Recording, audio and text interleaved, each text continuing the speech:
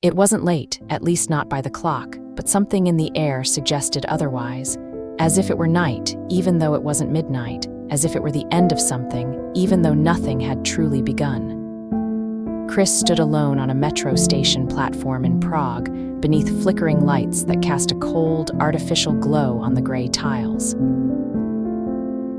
She didn't know exactly why she was there. She remembered stepping onto the platform, that much was clear.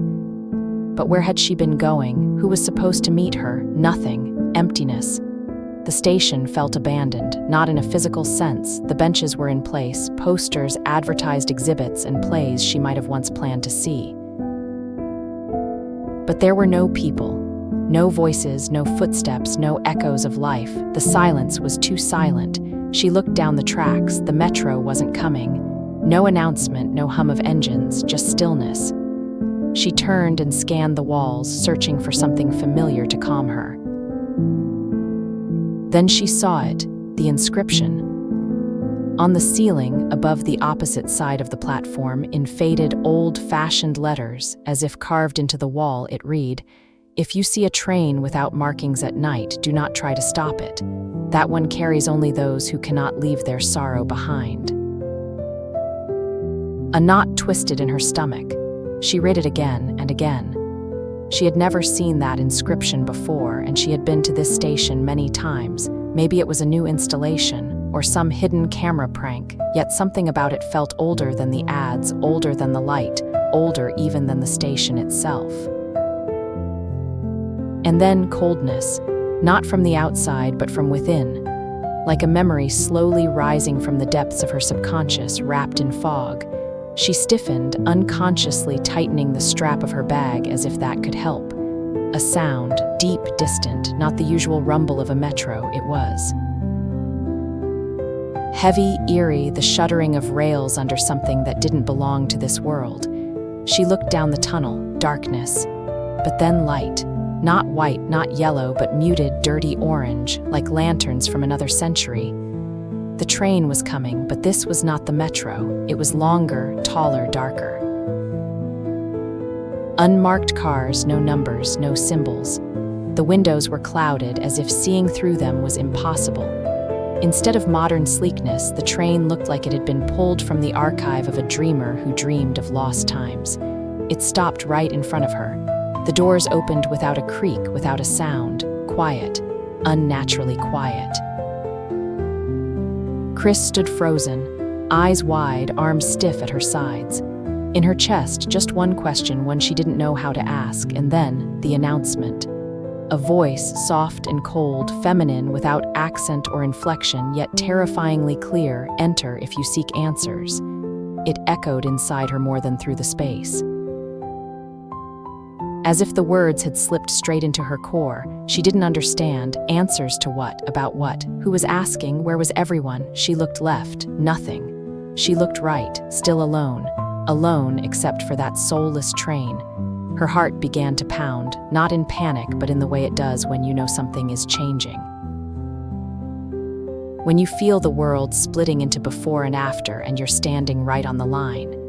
She wanted to turn, to leave, to run up the stairs, but her legs wouldn't obey. One step forward, then another, and then a third. She didn't want to board. She knew something was wrong, that this wasn't a normal train. That this place wasn't real, and yet her legs moved on their own. And in that moment, as she stood on the edge between the known and the unknown, the real and the dreamlike, between what was and what could be, the world paused, and she just breathed and stared into the darkness beyond the open doors. The doors closed behind her without a sound, no creak, no hum, as if they hadn't been moved by mechanics but by her decision to step inside. She had entered. Inside, it smelled of old wood and forgetting, the kind of scent that lingers in libraries no one visits anymore, in attics full of memories and silence.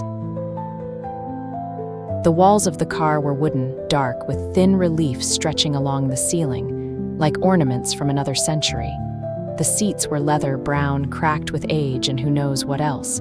The air was heavy, yet still, almost unmoving. Chris stopped just past the doors. She breathed carefully, deeply, as if trying not to collapse. She didn't know if this was still real. Everything felt too sharp and yet dreamlike. She passed the first compartment, locked, curtains drawn, closed door, then the second, the same, the third, the fourth. All the compartments were locked. In some, she could make out the outlines of figures, or was it just a trick of the light? Maybe her mind was doing what minds often do in silence, conjuring shadows where there were none. But then she reached a compartment with its door slightly ajar. No light inside, but no darkness either. Just a soft gray haze, as if the space within hovered between the real and the unreal. She stood before the door for a few seconds, then gently pushed it. The hinges moved without resistance. Her gaze swept over the seats, worn leather but clean. No dust, no one. She stepped in and sat by the window. The cars had no markings, and this window had no view. Outside, there was nothing. No tunnel, no light, just gray, like ashes colored by silence. She sat quietly, hands resting on her knees, fingers trembling slightly. Nothing happened. She heard only her own breathing and occasionally a faint clinking in the distance like a chain hitting the floor far down the train. She closed her eyes. And then, suddenly, without warning, the train began to move, but not like a normal metro. There was no jolt, no sound, just a shift in space as if the tracks had evaporated and the car was gliding through air. Chris opened her eyes and looked out the window. Darkness, absolute. Thick black, like ink spilled across the sky. She couldn't distinguish the boundary between the inside of the car and the world outside. Everything had become one, black and motionless. And then something changed. The air grew thicker, her voice caught in her throat. In that moment, she didn't know if she was awake or dreaming, but she knew she wasn't alone. She felt it. Something or someone was there. The silence suddenly took shape, around her, behind her, in front of her, and then a sudden shift, as if the train had emerged from the darkness and crossed a boundary between night and something deeper. Her stomach clenched, her eyes widened, because someone was sitting across from her. She screamed, not because she recognized him, but because she saw him, his body, his silhouette, his eyes, her brother. Her heart froze. She hadn't seen him in years, not since they called her to identify the body, not since they told her the accident had been instant, not since they said he had fallen. And now he was here, sitting across from her. His face was the same, but washed out, like a picture rain had tried to preserve.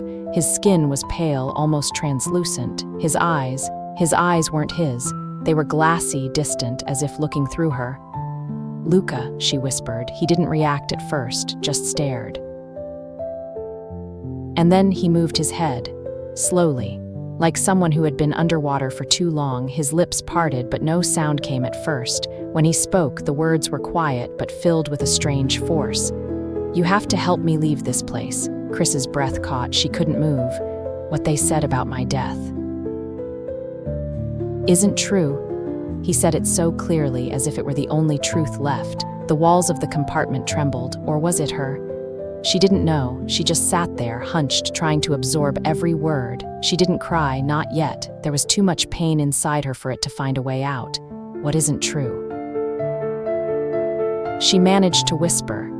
Luca looked at her but didn't answer. His face was calm but sad, as if his memories were trapped. Then he leaned toward her quietly, slowly. He didn't look like a ghost. He didn't look like a body, more like a shadow of a thought that couldn't leave. "They didn't listen to me," he murmured. "They never listened to me."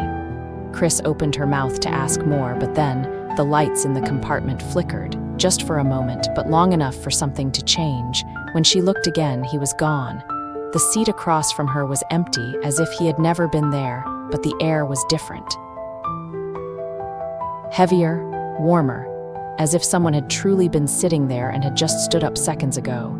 In her chest pulsed a single question: if he hadn't died the way they said, how had he, and why was he asking for her help?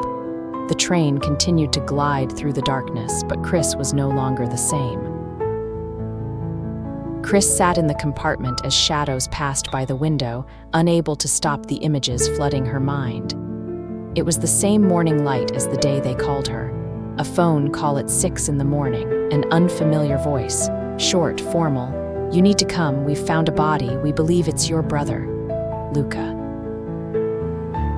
Under a bridge, they said, not the Charles Bridge, but the next one, further down the river. They said he had jumped, that divers had found him still with headphones around his neck. No note, no reason, just emptiness. The police had closed the case quickly. "Everything points to suicide," they said. "He was unstable." "We have records from school, from the clinic." Chris had listened as they spoke those words like they were reading from a script they hadn't written. No one had asked her how he had been in those last days. No one had asked if he had left anything behind except that blank notebook. That notebook. Even now, she remembered the smell of the paper. His notes weren't ordinary, they were drawings, symmetrical patterns, Latin letters that sometimes shifted into glagolitic script. On the last page, a circle bisected by a diagonal line. He didn't draw meaningless symbols. Everything he did had purpose, but no one cared. Chris had spent hours trying to find answers. She read his diary, scrolled through his old messages, checked the last locations on his profile. His phone was never found. Then she remembered something he had once said as they walked along the Vieltava, long before anything had gone wrong. "If they ever tell you I jumped off a bridge, know that it wasn't me." She had told him not to talk nonsense, and he had just laughed. That moment, that memory had never left her. She could never forget it. The worst part was that she had tried to call him the night before. Twice. He hadn't answered. The third time, it rang once and then cut off. The police said he had probably already been dead by then. But now, as she sat in this old compartment, as her brother appeared with that gaze that belonged to no living person, she knew something was wrong. They didn't know the truth, and maybe neither did she. Chris stared through the window of the old train, but outside there was nothing. Nothing but thick darkness, thick as ink. No city, no light, no time. Just emptiness through which the train moved like a dream you don't want to dream. In her chest was something that refused to settle. Her heart wasn't racing, but every beat carried a question without an answer. At that moment, for no reason at all, her lips moved. Softly, almost inaudibly, she began to hum a song she and Luca had sung as children, hiding under the table in the living room, playing in a world without adults. "When I'm at my weakest," her eyes lingered on her own reflection in the glass. It was blurry, fogged, but there. Then she heard it. "Run where they could never find me." The voice came from nowhere, yet sounded like it came from within. It was quiet but clear. Not eerie, not warm, it was familiar. It was his. The lights flickered just once, enough for her to feel something change in the train. From the speakers came a mechanical, scratchy voice like an old radio, "Where you were last, what you are. There is the truth. Look behind the mirror." Chris's breath froze. She knew. She didn't know how, but she knew what. One image flashed in her mind, the attic. Their mother's house, boxes, dust, and an old wooden music box made of cherry wood. Luca had adored it. He had said, even as a child, "It knows all our secrets. If I ever need to hide something, Chris, I'll put it there, because you know how it plays. It plays like us when we're not afraid." She looked ahead. He was sitting there. Luca's eyes were less glassy now, but still pale. He wasn't smiling. He looked like something was holding him that he didn't understand. "Chris," he said softly, his hands resting on his knees. "They said they'd hurt you, and Mom, I didn't know what to do. I thought, if I disappeared, they'd leave you alone." "Who, Luca, who are they?" "You don't have much time. In the music box, a USB. The recording, it's all there. You have to trust yourself when you wake up. Trust. Even if you remember nothing, your heart will know where to dig." Chris tried to stand, to move, to touch him, but her body locked up. "Just don't believe what they wrote. They wrote it, but I didn't want to go. I swear I didn't." At that moment, the lights went out. Everything plunged back into darkness, and then a sound, a faint beeping, steady, shrill, light, white. Chris opened her eyes. The room smelled of alcohol, cleanliness, and something that didn't belong to life, sterility. She was hooked up to machines, a needle in her arm, and Roman 4. Her right hand was wrapped in bandages. A nurse stood beside her, turned toward the monitor. Chris tried to speak, but her mouth was dry. The nurse turned, startled. "You're awake. Oh God, we've been waiting, doctor." But Chris wasn't listening. In her mind was one thing: the attic, boxes, music, the wooden box.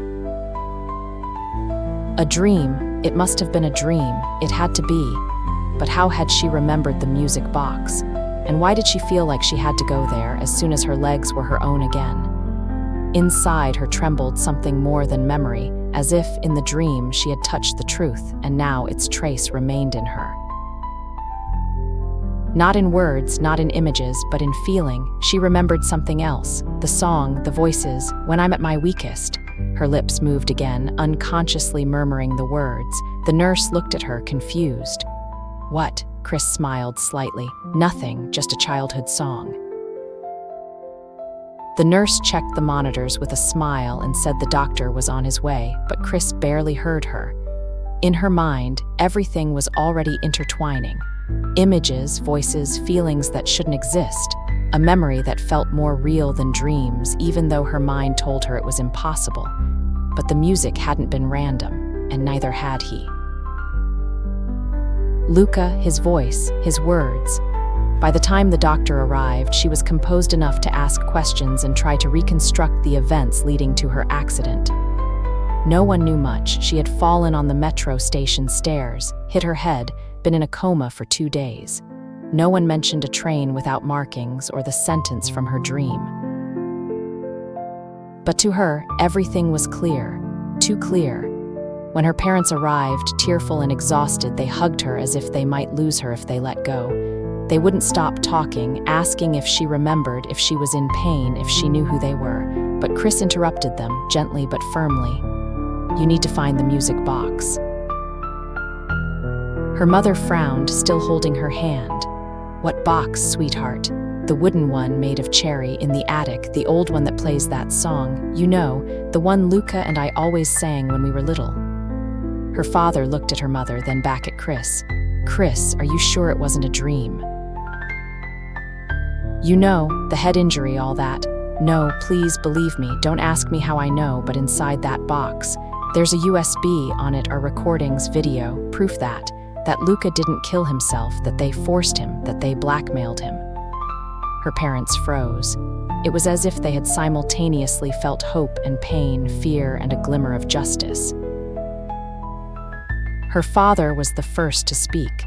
"If there's even the slightest chance, we'll find it." Chris nodded and closed her eyes for a moment, as if praying it wasn't all an illusion. "And when you find it, don't open it, just give it to the police, immediately. Everything's there." Luca knew they'd try to cover it up. "He told me to trust my heart when I had no memory, and now, my heart knows." The next few hours passed in silence and impatience. The doctors forbade her from getting too worked up, but Chris didn't care. In every glance was a restlessness that no medication could soothe. By evening, her father returned to the hospital room. His face was expressionless, but his eyes bore traces of shock. In his hands was the box. Without a word, he set it on the table beside her bed. It was the same as in the dream, darkened with age, but the song still started as soon as the lid was lifted. "We found it in a box of old books," he said quietly. "And it was inside, the USB, exactly where you said." Chris didn't take her eyes off the box. Tears welled up, but she wouldn't let them fall, not yet. "Take it," she said, "to the police, now, no reporters, no questions, just the truth, please." Her father nodded. "Do you know what's on it?" "No, but I know it will change everything." And in that moment, the room was no longer dark, no longer a dream, no longer the space between sleep and waking. There was only memory of him, of her brother's voice, of the justice she had promised him, even if that promise had never been spoken aloud. Several weeks had passed since Chris left the hospital. Though she still struggled with fatigue and occasional gaps in her memory, one thing was crystal clear: she hadn't given up. Not on Luca's truth, not on the fight to reclaim the voice that had been taken from him. The police had been skeptical at first. A music box. A dream from a coma, a USB hidden for years. It all sounded like a chapter from a novel, not a crime report. But when they opened the files, when they heard the voices on the other end of the line, the threats, the blackmail, and finally, Lucas' confession recorded the night before his death, there was no room for doubt. "I'm not a coward," his voice said, slightly shaken but resolute. "I won't give them the power to turn me into something I'm not. If you're watching this, it means I didn't escape, but at least you'll know the truth."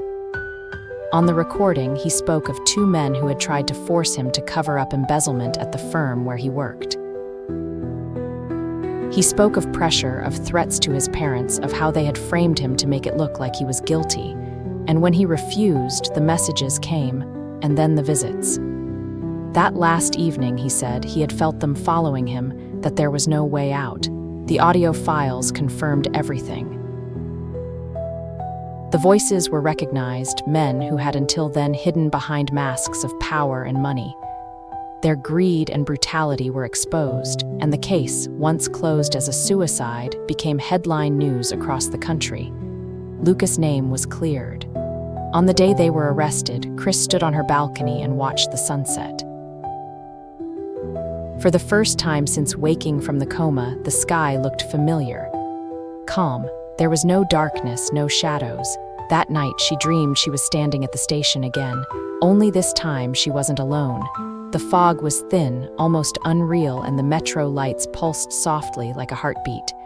On the platform stood him. Luca, no sorrow in his eyes, no translucent gaze.